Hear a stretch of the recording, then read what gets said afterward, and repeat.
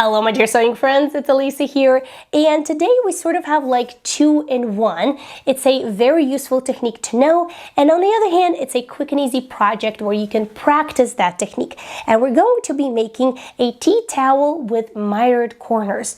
After that, using the same principle and technique, you can make napkins, tablecloths, placemats, blankets, and even use it in garment construction. To make it easier to see, we're going to use fabric that has print on one side and it's white on the inside, and also a little patterned piece of paper. First, let's get started by marking the seam allowance that we want to use. In my case, let's go for 1/2 inch. You can use inches or you can use centimeters. The principle is going to stay the same. Currently, we're going to be working on one corner, but if you're working on a project that has 4 corners, you're going to repeat all the same steps on all sides. Next, we want to determine how wide we want this part to be.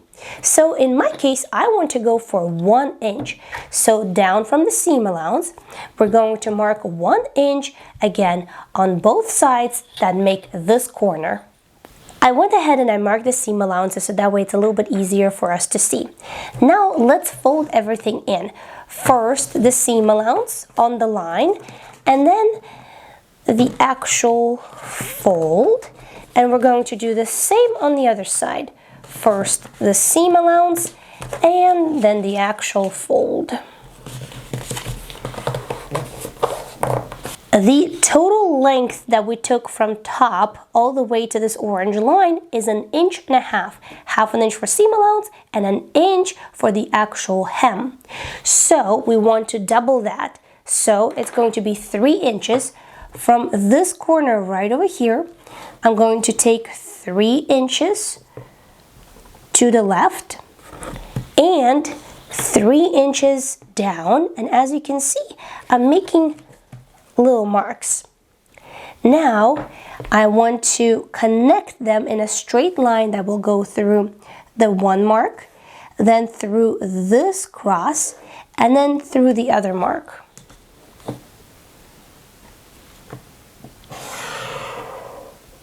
This green line is going to be our stitching line, and when we're working with fabric, we're going to cut away from this green line to the right, so that way we leave ourselves a seam allowance.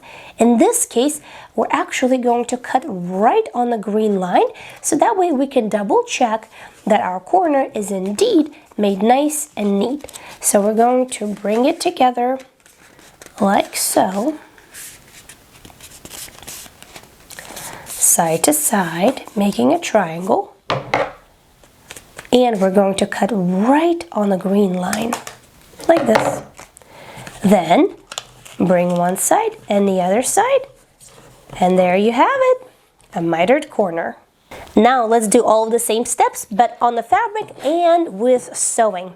So first, give it a good press, then place it wrong side up, and we're going to repeat all of the same steps as we did on a paper. But instead of drawing them, we're going to fold them in and press.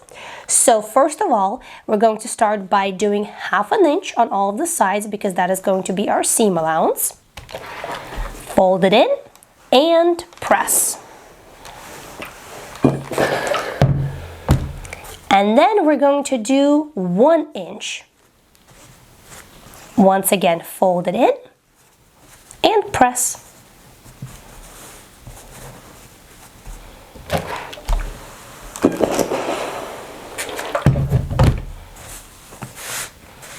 Next side, all the same steps. To make it easier for you to see, I did mark the fold lines with the marker. Now, the entire width that we took was 1.5 inches, so twice that would be 3 inches. So 3 inches and a little mark on this side, 3 inches and a little mark on this side, and going through this point, we will connect them with a straight line. Next, grab some pins, fold in the top seam allowance, then fold in the seam allowance on the other side, bring in both sides together,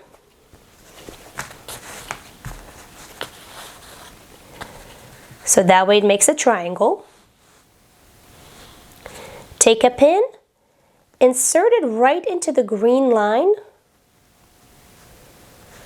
on both sides, and pin. This line is how we're going to be stitching it at a sewing machine. We're going to be using a regular straight stitch with a back stitch at the beginning and at the end. Next, we need to trim this part off and create a seam allowance. So about 3/8 of an inch away from the original stitching line, let's cut in a parallel line like so.